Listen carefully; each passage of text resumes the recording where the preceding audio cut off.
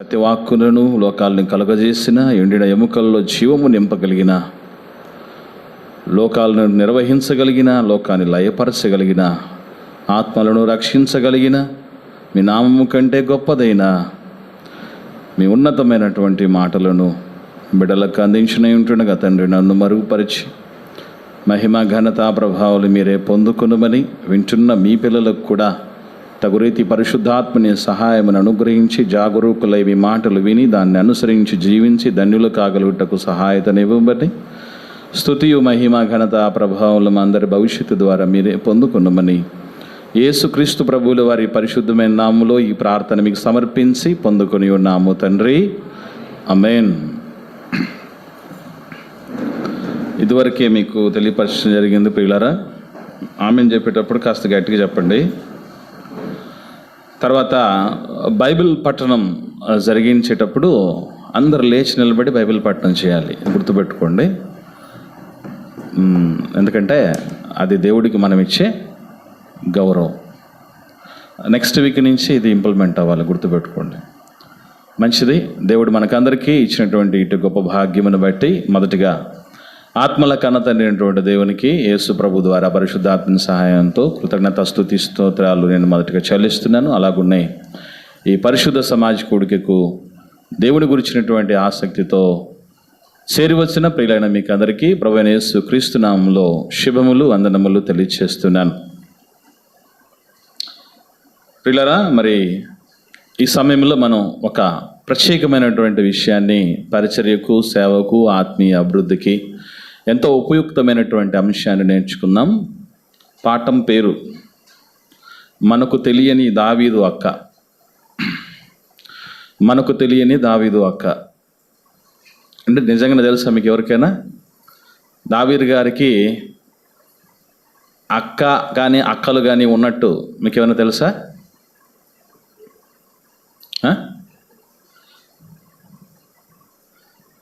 నాకు వినబడలేదు అక్క. రైట్, యూట్యూబ్లో మెసేజ్ ఒకటి వచ్చిందే, అది చూశారని చెప్పారు సిస్టరు. దానికి ముందు తెలుసా? మీలో చాలామంది వినలేదు కదా, నేను సేఫ్. సరే, ఇక్కడ దావీదు గారికి ఇద్దరు అక్కయ్యలు ఉన్నారు. ఒక ఆవిడ పేరు సెరూయా, ఇంకొక ఆవిడ పేరు అబిగయులు. అబిగయులు అనే పేరు వినగానే మీరు ఉలికి పడవచ్చు, ఎందుకంటే నాబాలు భార్య పేరు కూడా అబిగయులే. అబిగయులు అన్నది నాకు మాత్రమే ఉండాలని ఆమె రిజిస్ట్రేషన్ చేసుకోలేదు. బైబిల్లో పాత నిబంధనలో, క్రొత్త నిబంధనలో ఒకే పేరు కలిగినటువంటి చాలామంది వ్యక్తులు ఉన్నారు.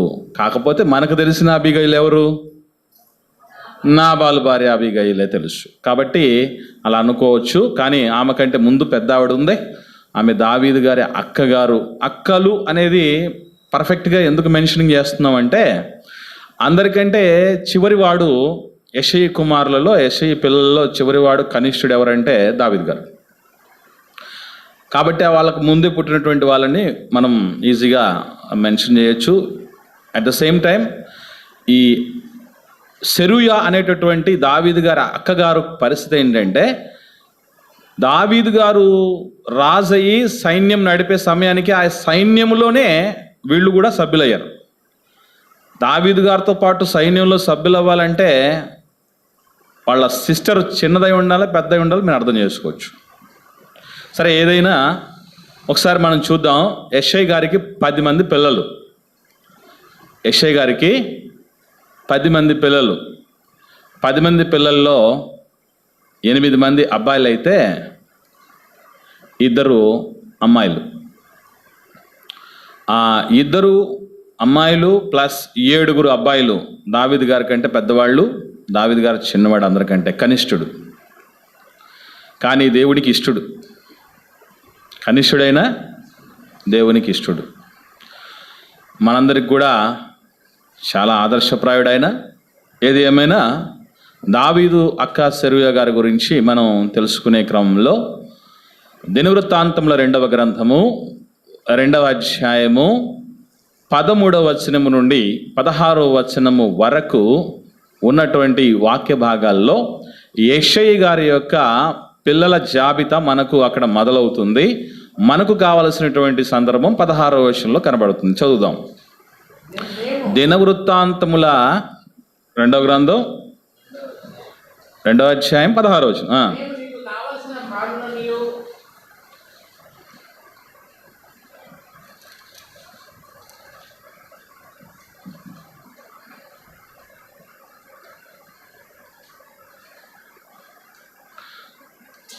మొదటి దినవృత్తాంతం గ్రంథం చూద్దాం.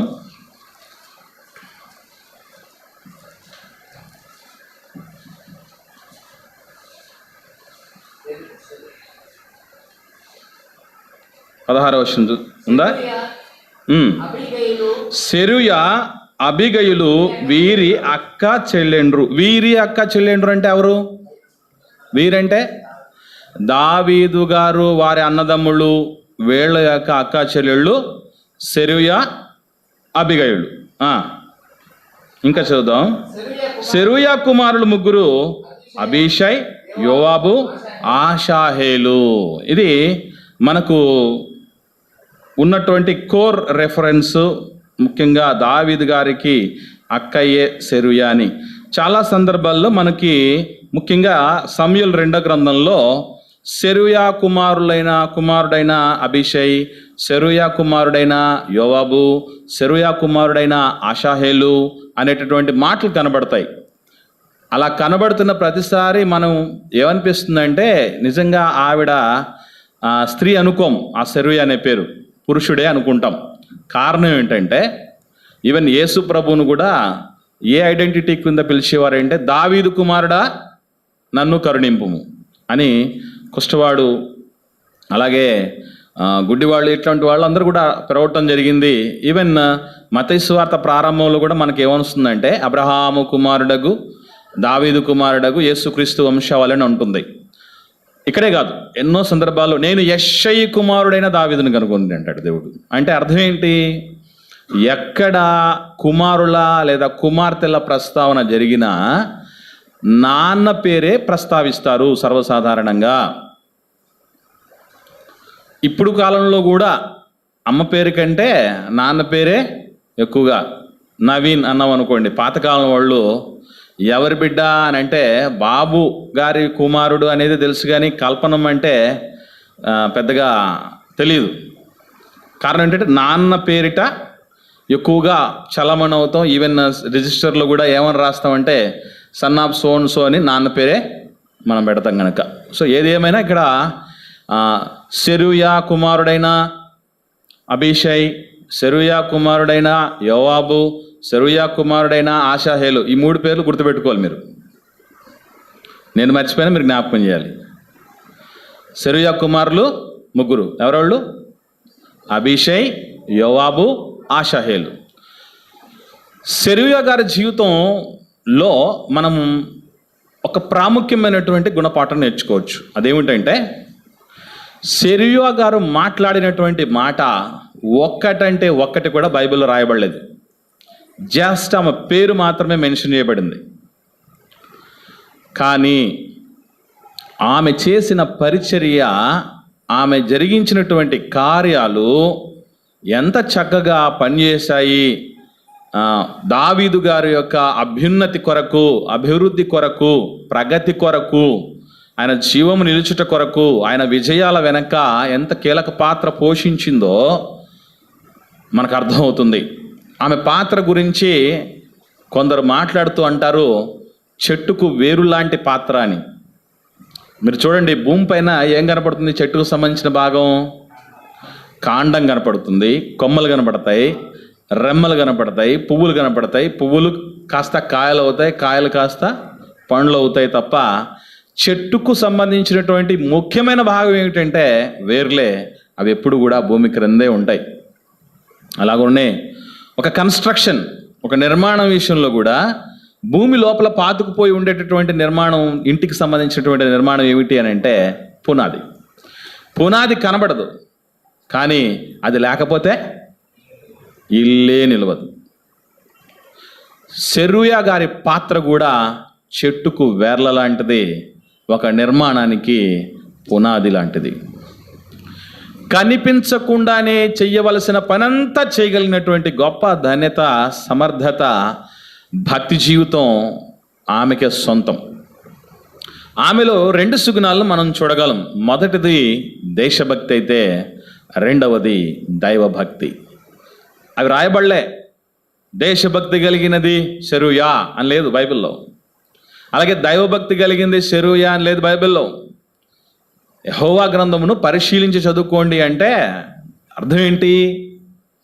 కొన్ని రాయబడకపోయినా లోకంలో ఒక మాట ఉంది, అదేంటంటే actions speak more than words అని. అంటే పనులు మాటల కంటే ఎక్కువగా మాట్లాడతాయట. మనం చేసే పనులు మాటల కంటే ఎక్కువగా మాట్లాడతాయి. ఈ విషయాన్ని సెరూయా గారికి అప్లై చేస్తే 100% ఆమె పని ఆమె మాటల కంటే ఎక్కువగా మాట్లాడాయి.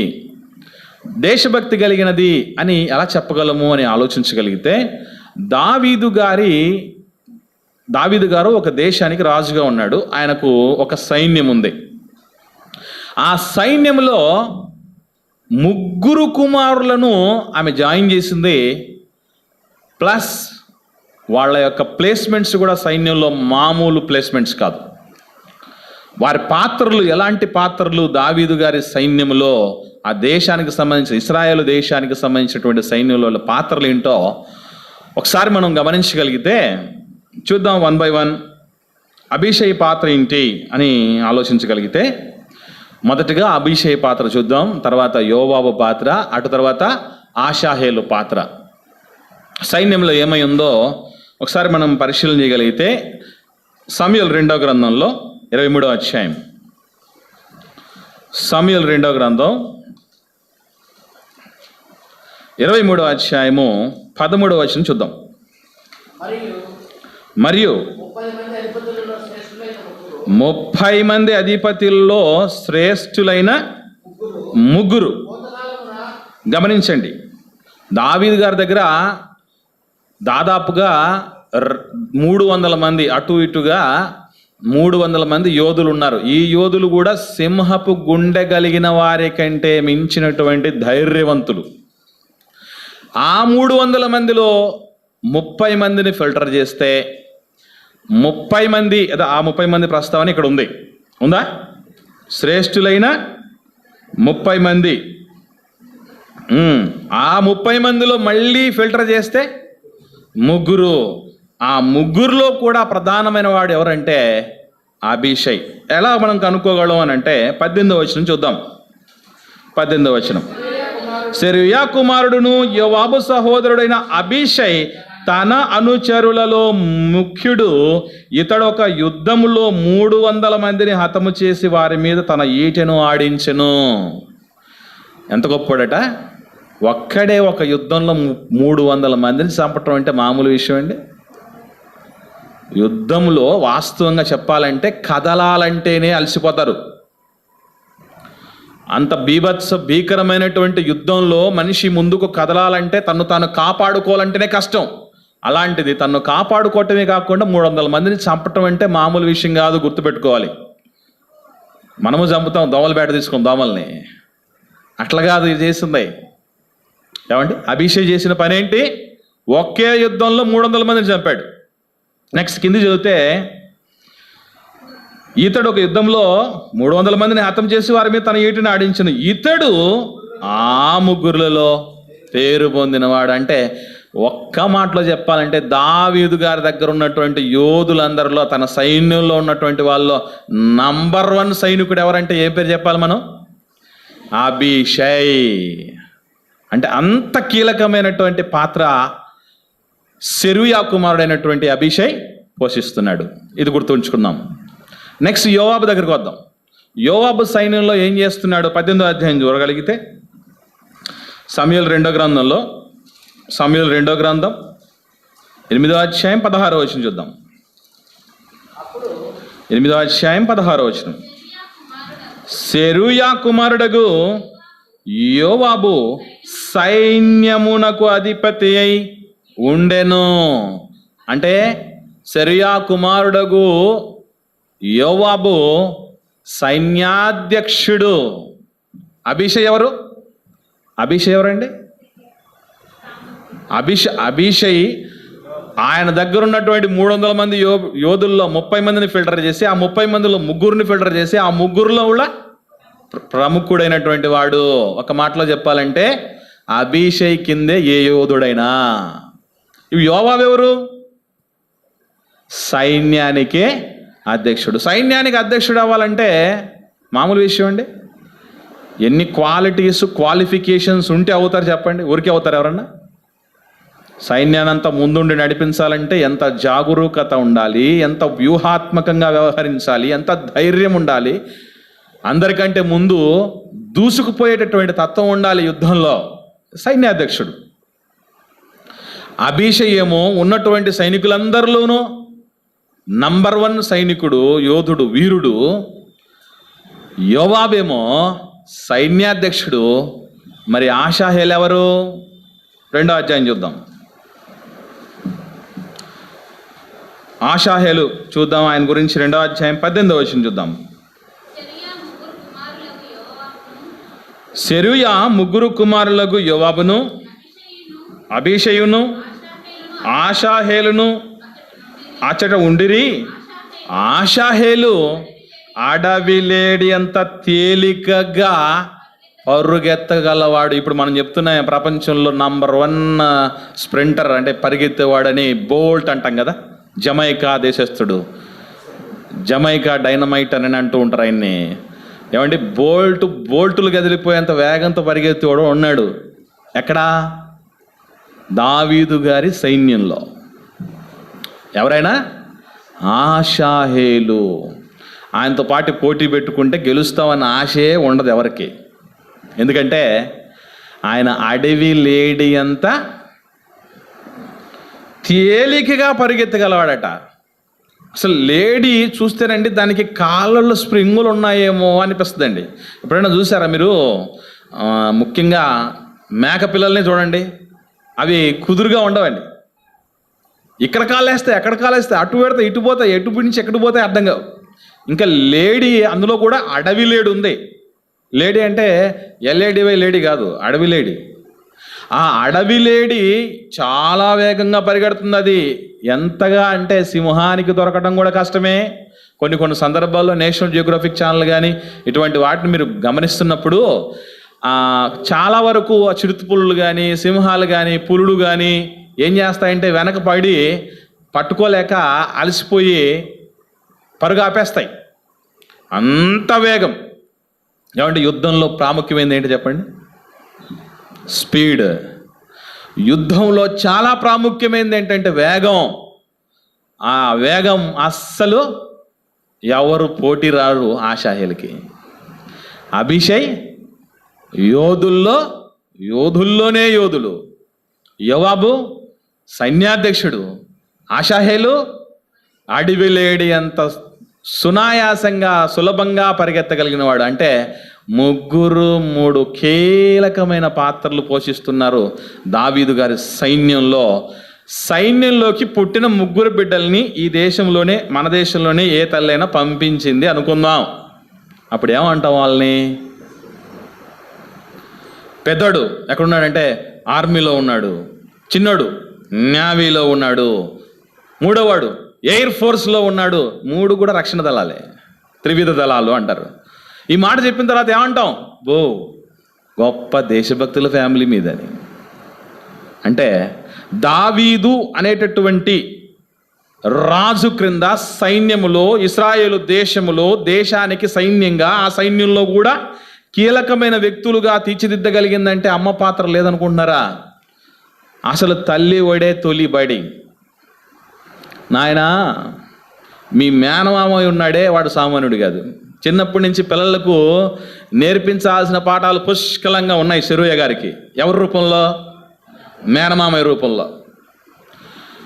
చిన్నప్పటి నుంచి ఆత్మావేశం కలిగిన వాడు మహాశూరుడైన గొల్లియాతును చిన్న ప్రాయంలోనే చంపేసినటువంటి వీరుడు, యోధుడు మీ మామయ్య. ఆయన అడుగుజాడల్లో నడుస్తూ, ఆయన చేసే యుద్ధాలన్నింటిలోనూ కీలక పాత్ర పోషిస్తూ ఆయనకు గోడగా అండగా ఈగ వాలనీయకుండా వెంట్రుక రాలి పడనీయకుండా ఉంటే చాలు అని చెప్పడాన్ని బట్టే, అలా ప్రోత్సహించడాన్ని బట్టే కదా ఆ స్థితికి వచ్చింది కుమారులు. మీరు గమనించండి. అంటే సెరూయా గారు ఎవరన్నమాట? దేశభక్తురాలు. అందులో కూడా ప్రపంచంలో ఉన్న దేశాలన్నిటికంటే ఆనాటి కాలంలో ఇశ్రాయేల్ దేశం ఎలాంటిదంటే దేవుడు ఏర్పాటు చేసిన దేశం, దేవుడు కనుసలలో మెలిగినటువంటి దేశం. ఒకనాడు అందుకే దేవుడు అంటాడు, యెరూషలేమా నీ కొరకు ప్రార్థించువారు వర్ధిల్లుదురు అన్నాడు. ఇప్పుడు కాదు సుమా, ఇప్పుడు యెరూషలేము కోసం మనం ప్రార్థన చేయడానికి అవసరం లేదు. ప్రపంచంలో ఉన్నటువంటి ప్రతి దేశం కోసం ప్రార్థన చేయాలి. అంటే అన్ని దేశాల్లో ఒకటైపోయింది అది. ఓకే, గుర్తుంచుకోండి. కాబట్టి ఈ విషయం తెలియక చాలామంది ఇప్పుడు కూడా ఓ యెరూషలేమా దేవుని పట్టణమా అని పాటలు కట్టిస్తారు. అది ఓల్డ్. మహారాజు పట్టణం, దేవుడి పట్టణం అనేది అన్నీ అయిపోయాయి. యెరూషలేమా యెరూషలేమా ప్రవక్తలను చంపుచు ఎద్దుకు పంపబడిన వాడిని రాళ్లతో కొట్టుచు ఉండుదానా అన్నాడు యేసుప్రభు మొదటి శతాబ్దంలోనే. యెరూషలేము యాత్ర చేస్తే పరలోకం పోయినట్టు అని ఇట్లా చెప్తున్న ప్రచారాలు జరుగుతున్నాయి. ఇట్లాంటివి ఏం కుదరవు. 100 సార్లు బైబిల్ చదివినట్టు అని ఒకడు. ఎందుకు? యెరూషలేము యాత్రకు టికెట్లు బాగా అమ్ముడుపోవాలని. సరే, ఏదేమైనా గుర్తుంచుకోవాల్సిన విషయం ఏంటంటే ఆనాటి కాలంలో ఇశ్రాయేలు దేశం అనేది దేవుడి కనుసన్నల్లో ఉన్నటువంటి దేశం. ఆ దేశంలో సైన్యంగా ఉండటం గొప్ప భాగ్యం. ఆ సైన్యంలో కూడా 3 కీలకమైనటువంటి వ్యక్తులుగా తయారు చేసిందంటే మహాతల్లి. ఆమె ఎవరన్నమాట? దేశభక్తురాలు. రెండవ కోణం ఆలోచన చేస్తే ఆమె దైవభక్తురాలు కూడా. ఈరోజు మన దేశంలో ముఖ్యంగా వచ్చిన గొడవ ఏంటి, సమస్య ఏంటంటే మనకు ఒకటి ఉంటే ఒకటి ఉండదు. అంతేనా? ఏమిటది? దేశభక్తి ఉందనుకోండి, దైవభక్తి ఉండదు. దైవభక్తి ఉందనుకోండి, దేశభక్తి ఉండదు. బాగుంది కదా? ఏమండి? వాస్తవంగా చెప్పాలంటే దైవభక్తి ఉండాలి, దేశభక్తి ఉండాలి. దేశమా దేశమా దేశమా యెహోవా మాట వినుమా అన్నాడు. రెండవదిగా కలిగి ఉన్నదేది దేవుడు లేకుండా కలగలేదు. అంటే మరీ ప్రేమ కలిగి ఉండడం కూడా తప్పే. మళ్ళీ ఈ దేశం కోసం ఏమైనా చేసేస్తాము అనేటువంటి పరిస్థితికి రావటం, దాని దేశాన్ని ఎంతవరకు చూడాలో అంతవరకే. అధికారము, దేశము, భూమి, భూభాగము, సమస్త భూమియు నాదే అన్నాడు దేవుడు. ఆ దేవుడు కలగజేసింది కనుక దానికి విలువ. ప్లస్ నీ దేవుడైన యెహోవా నీకిచ్చుచున్న దేశం అన్నాడు. ఆనాడు ఇశ్రాయేలుకైనా ఈనాడు మనకైనా దేవుడిచ్చిన దేశం ఇది. కనుక దీని మీద మనం ఎంతవరకు భక్తి కలిగి ఉండాలో, ప్రేమ కలిగి ఉండాలో, బాధ్యత కలిగి ఉండాలో అది ఉండాలి. సెరూయా గారిలాగా. ఇంతకు దైవభక్తి ఆమెకు ఉందని ఎలా చెప్పగలమంటే పాత నిబంధనలు కానీ క్రొత్త నిబంధనలు కానీ యూదులకు, హెబ్రీలకు పేర్లు పెడుతున్నారు అంటే పేర్లు అన్నది వాటి వెనక ఒక పరమార్థం ఉండేది. ఇప్పుడు కాలంలో కొన్ని పేర్లు ఉన్నాయండి, దానికి అర్థం ఉండదు, పర్థం ఉండదు, కొత్తదనం అంతే. ఇప్పుడున్నటువంటి పేర్లు కొన్ని చూస్తేనండి, పేర్లు అవి రాయలేం మనం, అంత దారుణంగా ఉంటాయి. ఏమంటే కొత్తగా ఉండాలని ట్రై చేసామని పేర్లు వెరైటీ పేర్లలో మనం వింటూ ఉన్నాం ఈ మధ్యకాలంలో. కానీ బైబిల్ గ్రంథం అంతట్లోనూ కూడా పేర్లు అన్నవి ఒక ప్రత్యేకమైనటువంటి పర్పస్ను బట్టి, పరిస్థితిని బట్టి పెట్టబడ్డవి. తన ప్రజలను వారి పాపం నుండి ఆయనే విడిపించును గనుక ఆయనకు యేసు అని పేరు పెట్టుదువు అన్నాడు. యేసు అంటే అర్థం ఏంటి అంటే రక్షకుడు. ఆదాము గారు జీవరాశులన్నిటికీ పేరు పెట్టడంతో పాటు వాళ్ళ ఆవిడికి కూడా పేరు పెట్టాడు. ప్రపంచంలో ఒకే ఒక అరుదైన అవకాశం, ఇంకెవ్వరికి రాని అవకాశం ఆదాం గారే వచ్చింది. అదేంటంటే వాళ్ళ ఆవిడికి ఆయనే పేరు పెట్టడం. ఆల్రెడీ వివాహాలు చేసుకున్నటువంటి వాళ్ళకి వాళ్ళ అమ్మ వాళ్ళ నాయనలు ఆల్రెడీ పేరు పెట్టేస్తారు. కాకపోతే ముద్దు పేరు తర్వాత పెట్టుకోవచ్చు అనుకోండి, తర్వాత సంగతి అది. ఏది ఏమైనా భర్తే భార్యకు పేరు పెట్టినటువంటి అవకాశం అద్వితీయమైంది. నా భూతో నా భవిష్యత్తు, ఇంకా ఎప్పుడు వరకు జరగదు అది. ఆదాము గారు వాళ్ళ ఆవిడికి హవ్వ అని పేరు పెట్టాడు. ఇదేంటి తెలుగు భాష ఏమైనా పెద్దగా రాదా? హవ్వ అనేదాన్ని కాస్త మార్చుకుంటే, సింపుల్గా మార్చుకుంటే అది అవ్వ అనిపిస్తుంది కదా. మరీ ఓల్డీస్గా భార్యకు అవ్వ అని పేరు పెట్టడం ఏంటి అనుకుంటున్నారా? కాదు కాదు. హవ్వ అంటే అర్థం ఏంటి? జీవము గల ప్రతివానికి తల్లి. అంటే మనం గుర్తుపెట్టుకోవాల్సిన విషయం, నాబాలు అని పేరు వచ్చింది ఎందుకట? మొరటివాడట. అతని పేరు అతని తత్వాన్ని సూచిస్తోంది అని చెప్తారు. కాబట్టి పేరు అన్నది మన యొక్క తత్వాన్ని తెలుపుతుంది. ఇంకా చెప్పాలంటే దాని వెనక ఒక మీనింగ్ ఉంటుంది, మర్చిపోకూడదు. ఏమండి, ఈ మాట మీకు ఎందుకు చెప్తున్నానంటే, అభిషయ్ అన్న పదానికి బైబిల్లో అర్థాలు రాయకపోయినా, చాలా వాటికి రాయలేదు బైబిల్లో అర్థాలు. కారణం ఏంటంటే, మనకు ఏవైతే అతి ప్రాముఖ్యమైనవో అవి రాయించేశాడు. యేసుప్రభు చేసిన కార్యాలే పూర్తిగా గ్రంథస్థం చేస్తేనట ఈ భూలోకమే చాలదట. అర్థం చేసుకోండి. కాబట్టి ఏవైతే అవసరమో అంతవరకు రాయించాడు. అలాగని చరిత్రను మనం విస్మరించాల్సిన పని లేదు. దానిలో గురించి కూడా మనము సమాచారాన్ని సేకరించవచ్చు. అభిషయ్ అన్నటువంటి ఈ పదానికి అర్థం ఏమిటంటే బహుమానాన్ని మించినవాడు అని అంటే అర్థం. ఏమంటే ఎంత మంచి ఉద్దేశంతో పెట్టింది. ఎవరు? సెరూయా గారు, మహాతల్లి అండి. అభిషయ్ అంటే బహుమానాన్ని మించినవాడు. యోవాబు అంటే అర్థం యెహోవాయే నా తండ్రి. సెరూయా గారి తండ్రి ఎవరు లోకంలో? సెరూయా గారి తండ్రి ఎవరండి? యెషయా గారు. కానీ కొడుకు మాత్రం ఏం పేరు పెట్టింది? యెహోవాయే నా తండ్రి. తర్వాత ఆషాహేలు. ఆషాహేలు అనే పదానికి దేవుడే చేసెను అనట అర్థం. ఆషాహేల్ అంటే దేవుడే చేసెను. మళ్ళీ 3 గుర్తుపెట్టుకోవాలి. అభిషయ్ బహుమానాన్ని మించినవాడు. యోవాబు యెహోవాయే నా తండ్రి. ఆషాహేలు దేవుడే చేసెను. ఇక్కడ వరకు గుర్తుపెట్టుకుంటారా? మెట్టు దిగేటప్పుడు మర్చిపోతారా? మర్చిపోకూడదు. ఈ 3 పేర్లను చూసి అమ్మగారిని అంచనా వేయండి. సెరూయా గారిని పేర్లు పెట్టిందంటే, ఈవెన్ అమ్మ నాన్నలు కూడా ఎవరన్నా పేర్లు పెడుతున్నారంటే, ఇది అక్కడ ఐగుప్తులో కూడా మోషే గారు దొరికారు కదా. ఎక్కడ దొరికారట? నీళ్లలో నుంచి తీయబడ్డాడు గనుక మోషే. అంటే అక్కడ కూడా ఏముందన్నమాట పేరు వెనక? ఒక పరమార్థం ఉంది, ఒక అర్థం ఉంది, ఒక విషయాన్ని పేరు తెలుపుతోంది.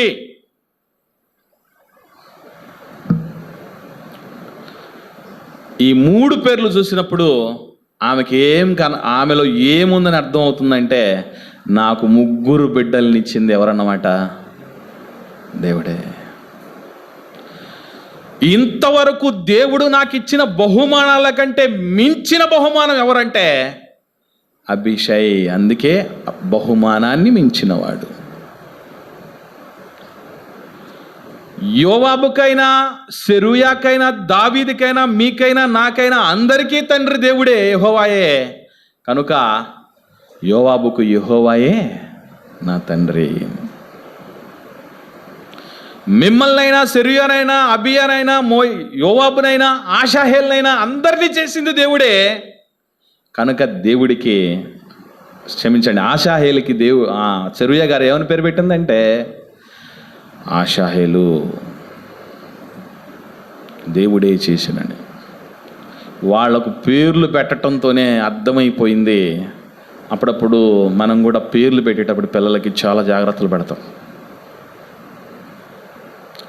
వాళ్ళ తీరు ఎలా ఉండబోతుంది, ఏ ఉద్దేశంతో చేయబోతాం, ఏం అవ్వాలని ఆ పేర్లు పెడతారనేది ఏం ఆలోచన లేకుండా పెడతారండి పేర్లు? తప్పనిసరిగా ఆలోచన చేసే పెడతారు. ఏదో వెరైటీగా ఉండాలి, విభిన్నంగా ఉండాలని మాత్రమే కాకుండా ఒక సార్థక నామధేయుడు అంటారే, అట్లాంటి సార్థకత కలిగినటువంటి పేర్లను మనం భవిష్యత్ దినాల్లో పిల్లలకు పెట్టాలి. ఇప్పటివరకు పేర్లు పెట్టిన వాళ్ళు మనం ఏం చేయలేము. ఆధార్ కార్డులలో ఈ స్కూళ్ళలో అన్నీ ఫిక్స్ అయిపోయాయి.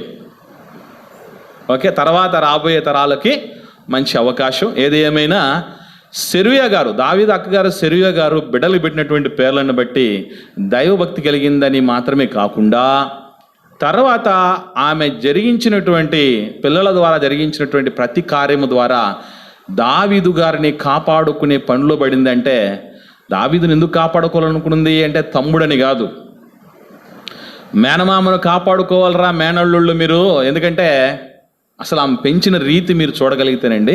దావీదు గారికి పిల్లలు ఉన్నారా లేదా? అమ్మాయిలు ఉన్నారా? తెలుసా తెలీదా మీకు? కూతుర్లు కూడా ఉన్నారు. ఒకానొక కూతురు పేరు రాయబడింది. ఏం పేరు? తామారు. యూదా గారి కోడల పేరు కూడా తామారే. అట్లా తామారులు ఉన్నారు. చాలామంది ఆ పేరు చదవడం చేతగాక తామర అంటారు. తామర కాదు, తామారు. రైట్. ఇక్కడ దావీదు గారి కూతుర్లను మీరు గనక చేసుకుంటే, ఎందుకంటే మీకు అన్ని రకాలైన అర్హతలు మీకే ఉన్నాయిరా. ఎందుకంటే మీరు మేనల్లుళ్ళు, మీ మామయ్యకు పిల్లలకు భర్తలైతే ఇంకా మీకు తిరిగే ఉండదన్న సంకుచిత భావజాలం వాళ్ళు నూరిపోయలేదు. ఆమె ఏం నూరిపోసిందంటే, మీరు చచ్చిపోయినా పర్లేదు, నీ మామయ్య మాత్రం బాగుండాలి. కారణం ఏంటంటే యెహోవాకు ఇష్టుడైనటువంటి వాడు, దేవుడికి నచ్చినటువంటి వాడు, దేవుడి ఉద్దేశాలని నెరవేర్చేటటువంటి వాడు. దేవుడంటే మంచి పిచ్చయ్య మీ మామయ్యకి. కాబట్టి అట్లాంటోడు ఉండాలి దేశానికి. మన కుటుంబంలో దావీదు లాంటి మీ మామయ్య లాంటోడు పుట్టడం మనము చేసుకున్న గొప్ప భాగ్యం. అందుకే అబీషై ఏం చేశాడు తెలుసండి? ఉన్నటువంటి యోధులందరికంటే నేనే ముందుండి రాజ్యంలో కీలక పాత్ర పోషించాలి అనుకున్నాడు. అది ప్రమాదకరమైంది కూడానండి. ఎందుకంటే అందరికంటే ముందు యోధుడుగా ఉన్నవాడిని ఏం చేస్తాడు? ఎక్కడైనా ఏ యుద్ధంలోనైనా ముందు పెడతారు, అవునా కదా? కీలక పాత్ర ఎవరైతే పోషిస్తారో వాడు ముందుంటాడు అంతే. పూలదండైనా ఖడ్గపు పోటైనా వాడికే ముందు, వాడిని దాటుకొని ఎవడైనా పోవాలి. అయినా కూడా అబీషై ప్రతిసారి అండి, ఒకసారి ఏం జరుగుతుందంటే, సౌలు కుటుంబీకుడు, సౌలు వంశంలో ఉన్నటువంటి వ్యక్తి, అంటే దావీదు గారు మామే ఉన్నాడు కదా, ఇశ్రాయేలుకు తొలి రాజు సౌలు రాజు, బెన్యామీనీయుడు ఆయన. అటువంటి సౌలు బంధువుడు ఒకడు ఏం చేస్తాడంటే, షిమి అతని పేరు. ఏం పేరండి? షిమి. ఈ షిమి అనే అతడు ఏం చేస్తాడంటే దావీదు గారిని భయంకరంగా తిడుతూ వెళ్తాడు. ఆ టైంలో ఏం జరుగుతుందో ఒకసారి చూద్దాం మనం. సమూయేలు 2వ గ్రంథం 16వ అధ్యాయం. సమూయేలు 2వ గ్రంథము 16వ అధ్యాయము 9వ వచనం నుండి చూద్దాం.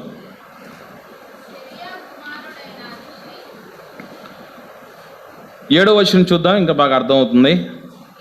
ఈ షిమి నరహంతకుడా, దుర్మార్గుడా, చీపో నీవు ఏలవలనని నీవు వెళ్ళగొట్టిన సౌలు ఇంటి వారి హత్యను యెహోవా నీ మీదికి రప్పించి యెహోవా నీ కుమారుడైన అబ్షాలోము చేతికి రాజ్యమును అప్పగించి ఉన్నాడు. నీవు నరహంతకుడవు గనుకనే నీ మోసములో నీవు చిక్కుబడి ఉన్నావని చెప్పి రాజును శపింపగా. అంతకు ముందు సందర్భాల్లో, అంటే మొదటి సమూయేలు చివరి అధ్యాయాలకు ఏమైపోతూ ఉంటారు చెప్పండి? సౌలు గారు చనిపోతాడు, తర్వాత సౌలు కుమారుడు యోనాతాను, మిగిలినటువంటి పిల్లలు అందరూ చనిపోయి ఉంటారండి. ఈ చావులకు అన్నిటికీ కారణం ఎవరు అనుకుంటున్నాడు? ఈ షిమి, దావీదే. ఎందుకంటే నువ్వు ఏలాలనుకొని వాళ్ళని మట్టు పెట్టావు కదా, కాబట్టి ఆ విధంగా వాళ్ళందరూ నువ్వు హత్య చేయించావు. ఆ హత్యలకు సంబంధించి నీ లక్షణమే, నీ దుర్మార్గమే నీ మెడకు చుట్టుకుంది. అందుకే నీ రాజ్యంని ఆక్రమించడానికి నీ కొడుకు అబ్షాలోము రాబోతున్నాడు అని షిమి శాపనార్థాలు పెట్టడం మొదలు పెడతాడు. అప్పుడు 9వ వచనం, సెరూయా కుమారుడైన అబీషై, ఈ చచ్చిన కుక్క నా ఏలిన వాడవును రాజవునకు నిన్ను శపించనేలా నీ చిత్తమైతే నేను వారిని చేరబోయి వారిని తల ఛేదించి వచ్చేదనెను. గమనించండి, ఎంతమంది ఉన్నారు దావీదు గారి దగ్గర? అభిషై ఒక్కడే లేడు, చాలామంది ఉన్నారు. కానీ రోషం ఎవరికి పట్టుకొచ్చిందంటే అభిషేక్ వచ్చింది. ఎందుకు? మా మేనమామని అంటున్నాడని కాదు. అక్కడేముంది? ఏలినవాడు. బంధుత్వాల్లో ముఖ్యంగా అధికారానికి, దైవ లక్షణానికి, దైవికమైనటువంటి అధికారానికి విలువనివ్వాలంటే అది సాధ్యమే పని కాదు. ఏమైనా కూడా ఏమొస్తుంది చెప్పండి? ఏమనుకున్నా మా మేనమామ అంటే అనే పరిస్థితి వస్తుంది ఎక్కడైనా కూడా, అవునా కదా? కానీ నా ఏలినవాడవు రాజవు నగు నిన్ను ఏడు చెప్పించటం ఏంటి? నీ సెలవిస్తే, నీ సెలవైతే అప్పుడే కథ చూయొచ్చు, ఎన్ని గుండెలరా నీకని. కానీ చేయలేదు. అక్కడ కూడా పర్మిషన్ అడుగుతున్నాడు. ఏమనంటే నీ సెలవైతే రెండు తల ఛేదిస్తాను అని.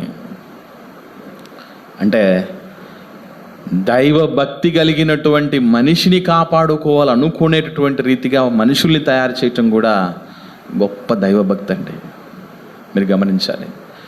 అంత మాత్రమే కాదు, మరొక సందర్భంలోనైతే అభిషై లేకపోతే దావీదు ఘోర మరణం పొందేవాడు. అందున యుద్ధంలో ఫిలిష్తీయులతో యుద్ధం జరిగే పరిస్థితి వస్తుందండి. ఒకసారి చూద్దాం ఆ సందర్భం కూడా. మనం 21వ అధ్యాయం సమూయేలు 2వ గ్రంథం 21వ అధ్యాయం 15వ వచనం చూద్దాం. సమూయేలు 2వ గ్రంథం 21వ అధ్యాయం 15వ వచనం నుండి చూస్తే, ఫిలిష్తీయులకును ఇశ్రాయేళ్లకును యుద్ధము మరలా జరుగుగా దావీదు తన సేవకులతో కూడా దిగిపోయి ఫిలిష్తీయులతో యుద్ధము చేయునప్పుడు అతడు సొమ్మసిల్లెను. దావీదు గారికి చివరి దశ వచ్చేస్తుంది. ముసలివాడైపోయాడు ఆయన. అవసాన దశలో వృద్ధాప్యంలోకి వచ్చాడు.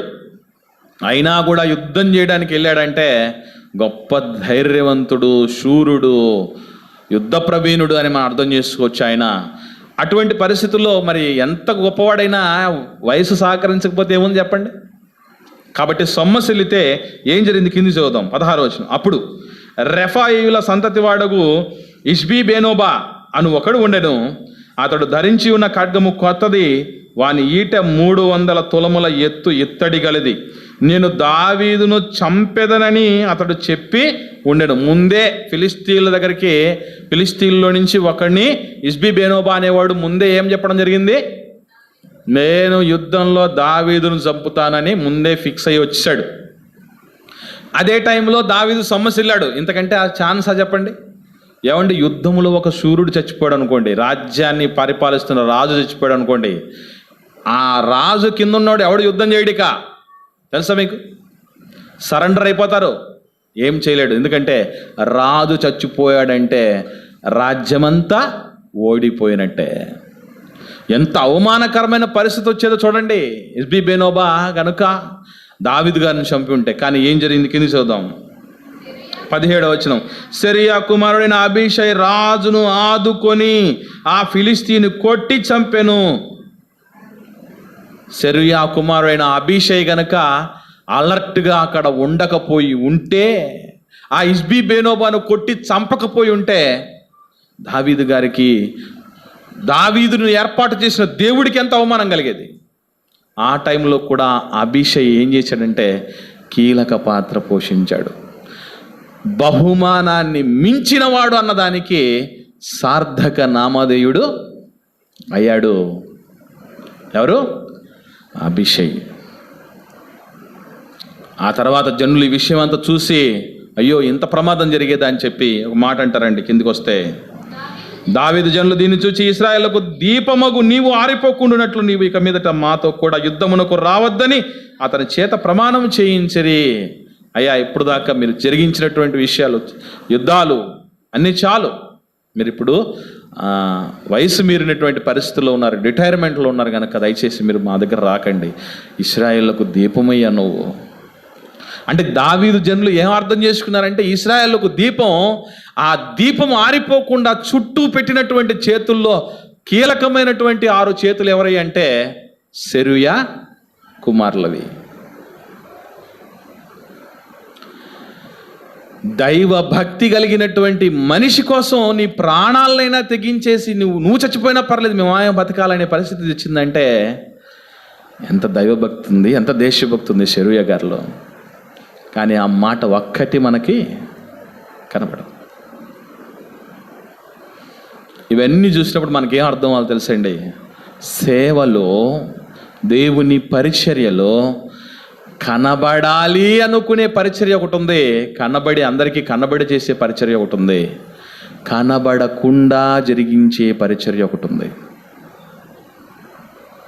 ఇప్పుడు సెరూయా గారిది ఏ పరిచర్య? కనబడకుండా జరిగించే పరిచర్య. ఎవరికి కనబడాల్సిన పని లేదు, కనబడాల్సిన ఆయనకి కనబడితే చాలు. అవునా? చాలామంది ఈ విషయం తెలియక సంఘంలో సహవాసంలో చీలిపోయి, సంఘం నుంచి విడిపోయి, సహవాసం నుంచి విడిపోయి కొత్త మినిస్ట్రీలను ఏర్పాటు చేసుకుంటూ వాళ్ళు ప్రయాసపడుతూ ఉంటారు. మీరు గమనించండి, విస్తృతిని బట్టి పక్కకెళ్ళి పరిచర్య చేస్తే పర్లా. ఇప్పుడు తమ్ముడు నవీన్ నా దగ్గర లేడు అంటే కడపలో లేడు, నా నుంచి విడిపోయాడు కాదు, కడపలో లేడు, పరిచర్య విస్తృతిని బట్టి రాజంపేటలో ఉండి సేవ చేస్తున్నాడు. ఇట్లా చేస్తే పర్లే. కానీ నన్ను కనపడనీకుండా చేసేస్తున్నారు, నన్ను తొక్కేస్తున్నారు, నా టాలెంట్ను గుర్తించట్లేదు. ఎవడు గుర్తించాలి, ఎవడు పైకి తీసుకురావాలి? మీరు గమనించండి, మనము చేసే పరిచర్య మనుషులకు కనబడకపోయినా అది దేవుడి మహిమార్థమైనదైనప్పుడు దేవుడు దానికి ఫలమిస్తాడు. సెరూయాకి ఇచ్చాడు. సెరూయా అనేటటువంటి ఆ మహాతల్లి చేసినటువంటి పరిచర్య ఎంతో శ్రేష్టమైనది. మీకు విషయం తెలియాలి, యుద్ధంలో ప్రత్యక్షంగా పాల్గొని అందులో విజయానికో మరణానికో సిద్ధపడుతున్న వాళ్లకు వచ్చే జీతము, అలాగునే ఆయుధాలన్నిటి దగ్గర కాచుకొని కూర్చున్న వాళ్ళకి వచ్చే జీతం రెండు సమానమే. మనం ఏమనుకుంటాం అంటే వేదిక ఎక్కి మాట్లాడితేనే జీతం అనుకుంటాం. అందుకే ప్రతి ఒక్కరు ఈ మధ్యకాలంలో ఏమైపోవాలనుకుని ఆలోచన చేస్తున్నారట. మేము ఇప్పుడు చాలామంది బాధపడుతున్నాం. ఏమనంటే ప్రారంభం నుంచి సెరూయా గారిలాగా ఆమె పాఠం ముందే తెలిసింటే మేము కూడా వేర్లలాగో పునాదుల్లాగో పని చేసుకుంటూ పోయేవాళ్ళం అనిపించింది. వేదిక ఎక్కితే చాలా సమస్యలు ఉంటాయండి. అందుకే యాకోబు గారికి బాగా అర్థమైందేమో. ఆయన ఏమన్నాడు, బోధకులమైన మనము మరీ కఠినమైన తీర్పు పొందుదామని ఎరిగి. ఎందుకు మరీ కఠినమైన తీర్పు బోధకులకి అంటే, ఒక ఆయన అంటాడు, ఒక బోధకుడు అంటే 100 మంది విశ్వాసులంట. అంటే 100 మందికి జవాబుదారి ఎవరన్నమాట? ఒక్క బోధకుడు. ఒక్క బోధకుడు గడ్డి తిన్నాడు అనుకోండి, తల్లి చేలో మేస్తే దూడ గట్టును మేయదు. అయ్యగారు కచ్చిపులు అమ్మితే ఆయన కింద ఉన్న వాళ్ళు కూడా కచ్చిపులు అమ్ముతారు. అర్థమైందా? అంతే తప్ప ఇంకొకటి జరగదు. ఏమండి, బైబిల్లో మీరు బాగా గమనించండి, ఇట్లాంటి వ్యాపారాలు ఎవరైనా చేసినోడు కనపడతాడా? వ్యయపరుచుకున్న వాళ్ళు కనపడతారు, తమను తాము అర్పణ చేసుకున్న వాళ్ళు కనపడతారు. సరే, ఏది ఏమైనా మీరు గమనించగలిగితే కాపరిని పోలే గొర్రెలు ఉంటాయి, నా గొర్రెలు నా స్వరం వింటాయి. అంటే అర్థం ఏంటి? ఏ కాపరిని పోలి ఆ గొర్రెలు ఉంటాయి. అప్పుడప్పుడు మా తమ్ముళ్ళు మాట్లాడుతున్నటువంటి దాన్ని చూసినప్పుడు చాలామంది ఇచ్చిన ఫీడ్బ్యాక్ ఏంటో తెలుసా? మీరే మాట్లాడినట్టుందని. మీరే మాట్లాడినట్టుందని ఎందుకంటారు? ఈ కాపర్ని రిజంబుల్ చేస్తున్న గొర్రెలయ్యి అట్లే ఉంటాయి. ఏది ఏమైనా గుర్తుంచుకోవాల్సినటువంటి విషయం ఏంటంటే, సేవ అనే దానిలో కనీసం మనం ప్రత్యక్షంగా ఉండి కానీ పరోక్షంగా ఉండి కానీ చేయాలి. కానీ మనం ఎట్లున్నాం ఈరోజు అంటే, రెంటికి చెడ్డ రేవడు. విన్నారా ఈ మాట? పుట్టికి లేదు, స్వర్గానికి లేదు. అంటే కనబడి సేవ లేదు, కనబడిన సేవ లేదు, అంతా ఇంటి సేవే, అంతా భర్త సేవే, అంతా భార్య సేవే, అంతా పిల్లల సేవే, అంతా ప్రభుత్వ సేవే, ప్రభు సేవ లేదు.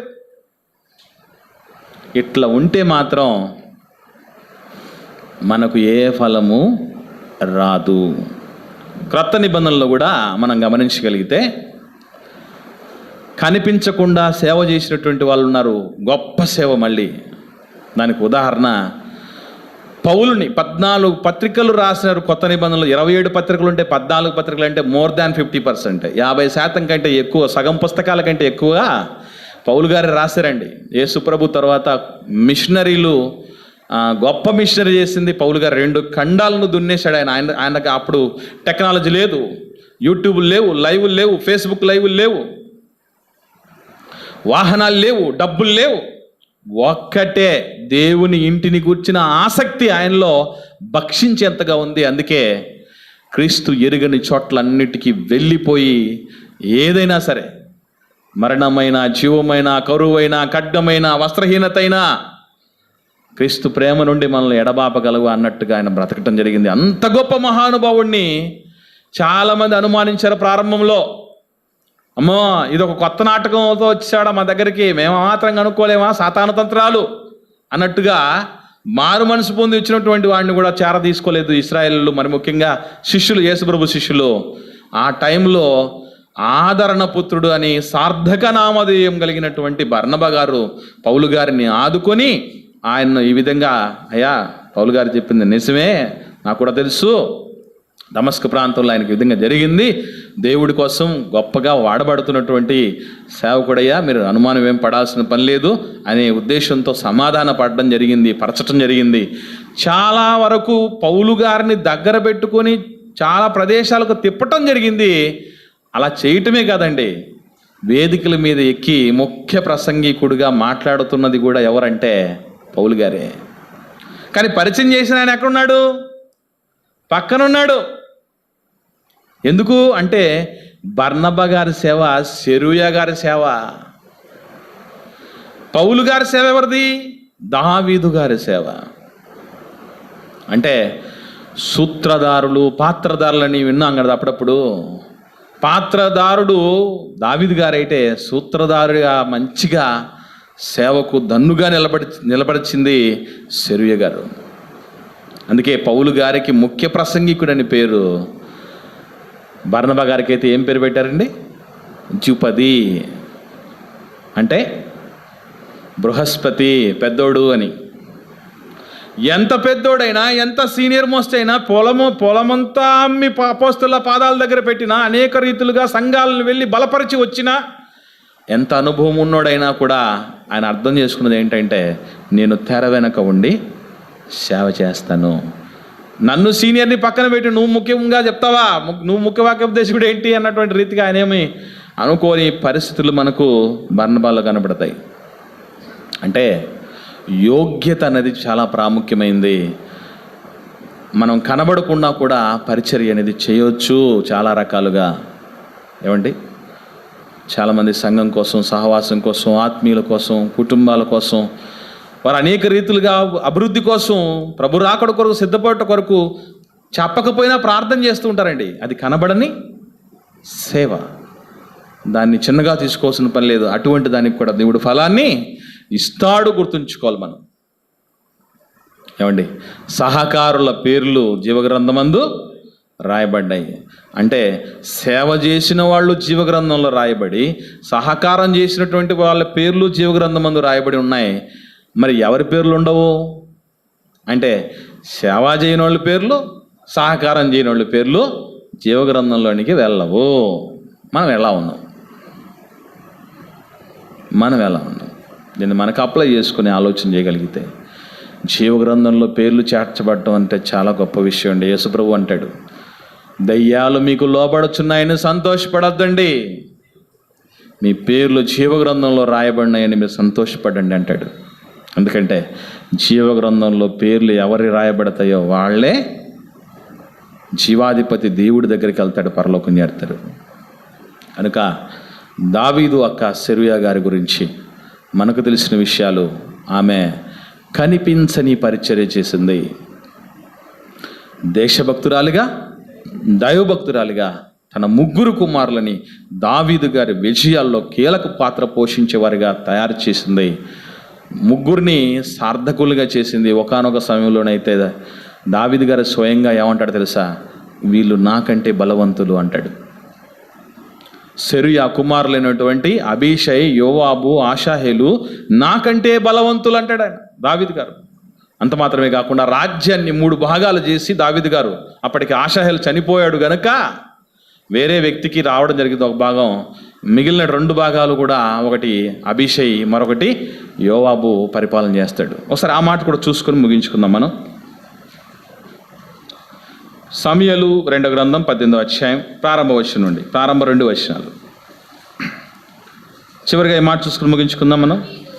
దావీదు తన యొద్దనున్న జనులను లెక్కించి వారి మీద సహస్రాధిపతులను శతాధిపతులను నిర్ణయించి జనులను 3 భాగములుగా చేసి యోవాబు క్రింద 1 భాగము, సెరూయా కుమారుడగు అబీషయను యోవాబు సహోదరుని చేతి క్రింద 1 భాగము, గిత్తీయుడైన ఇత్తయి చేతి క్రింద 1 భాగము ఉంచెను.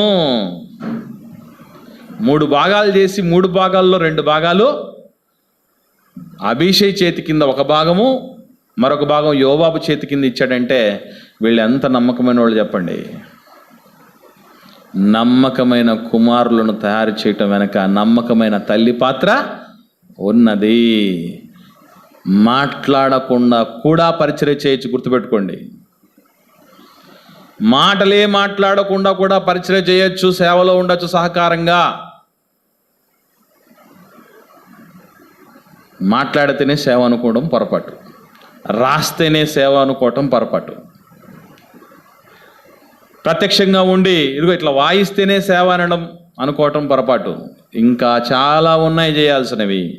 కనిపించకుండానే పరిచర్యలో సహకారంగా అనేక రీతులుగా ఉండాల్సినటువంటి పరిస్థితులు మనకి ఎన్నో ఉన్నాయి కనుక దావీదు అక్కగారు అనేటువంటి సెరూయా గారు సేవా సహకారిగా కనిపించకపోయినా ఆమె యొక్క సేవ మాత్రం ఘనంగా లోకానికి వినిపించింది, కనువిప్పు కలిగించింది. మెట్టుకు మనం సేవ చేయువారముగా కానీ సేవా సహకారులుగా కానీ ఉంటూ తండ్రి మనకిచ్చినటువంటి పరసంబంధమైన బాధ్యతను తుదిశ్వాస విడిచేలోపే నెరవేర్చాలని మనస్ఫూర్తిగా కోరుతూ సందేశాన్ని ముగిస్తున్నాను. ప్రార్థన చేసుకుందాం. కృపగలిగిన మా తండ్రి, దేవా నాయన, పరిశుద్ధమైన నామానికి స్తోత్రాలు చెల్లిస్తున్నాం నాయన తండ్రి. దావీదు అక్క సెరూయా గారి గురించి ఎన్నో విషయాలు మాకు తెలియపరిచారు నాయన. మా మనోనేతలు వెలిగించారు, అందుని బట్టి స్తోత్రాలు. దేవా, ఆమె యొక్క మాట ఒక్కటి కనబడకపోయిన తండ్రి, ఆమె దేశం కోసం ఎటువంటి రీతిగా బిడ్డలను సమర్పించిందో, దైవభక్తి కలిగి బిడ్డలకు పేర్లు పెట్టిందో, అదే భక్తి జీవితంతో నాయన భక్తిపరుడైనటువంటి, మీకు నచ్చినటువంటి, మీ ఉద్దేశాలు నెరవేర్చినటువంటి, మీకు ఇష్టడైనటువంటి దావీదు గారికి దన్నుగా నిలిచి గోడలుగా కాపాడుతూ సంరక్షిస్తూ నాయన యుద్ధ విజయాల్లో కీలక పాత్ర పోషిస్తూ అవమానాలని దూరపరుస్తూ ప్రాణాపాయ పరిస్థితుల నుంచి రక్షిస్తూ కీలకమైనటువంటి వారిగా ఎలా ఉంటున్నారో మేము చూసాం తండ్రి. సేవలో కనిపించేటటువంటి సేవని మాత్రమే కాకుండా కనిపించకుండా చేసే సేవ కూడా ఉన్నదని నాయన మాకు తెలియపరిచారు. సేవ అయినా సేవా సహకారమైన జీవగ్రంథంలో లిఖించబడుతుందని మాకు తెలియపరిచారు తండ్రి. దేవా, అందరిని బట్టి మీకు స్తోత్రాలు. మేము సేవ చేసే వారంగానైనా సేవా సహకారంగానైనా ఉండాలి తప్ప ఏది చేయకుండా ఉంటే మీ ఉగ్రతకు పాత్రలమైపోతామని గుర్తించుకున్న ఆయన మీ గద్దింపులను, హెచ్చరికలను తైలాభిషేకంగా స్వీకరించి అభిషిక్తులంగా లోకం నుండి వేరు చేయబడిన వారంగా లోకానికి వెలుగుగా మీ ఆశాదీపాలుగా లోకమందు వర్ధిల్లుటకు సహాయతను అనుగ్రహించబడి వీళ్ళందరినీ బట్టి స్తోత్రాలు చెల్లిస్తూ మా ప్రియ సోదరులు నవీన్ గారి ద్వారా మీరు ఇక్కడ జరిగిస్తున్నటువంటి పరిచర్య అంతటిని బట్టి దేవా మీకు స్తుతులు చెల్లిస్తున్నాం. బరాన్న దినాల్లో సరిహద్దులను విస్తరింప చేయమని నూతన సంవత్సరం నుంచి మరింత నూతన ఉత్తేజముతో, ఉత్సాహముతో మీ పరిచర్యకు పునరంకితం కాగలటకు మాకు కృపను ప్రసాదించమని స్తుతి, మహిమ, ఘనత, ప్రభావాలు మీకే చెల్లిస్తూ యేసుక్రీస్తు ప్రభువుల వారి పరిశుద్ధమైన నామములో ఈ ప్రార్థన మీకు సమర్పించి పొందుకొని ఉన్నాము తండ్రి. ఆమేన్.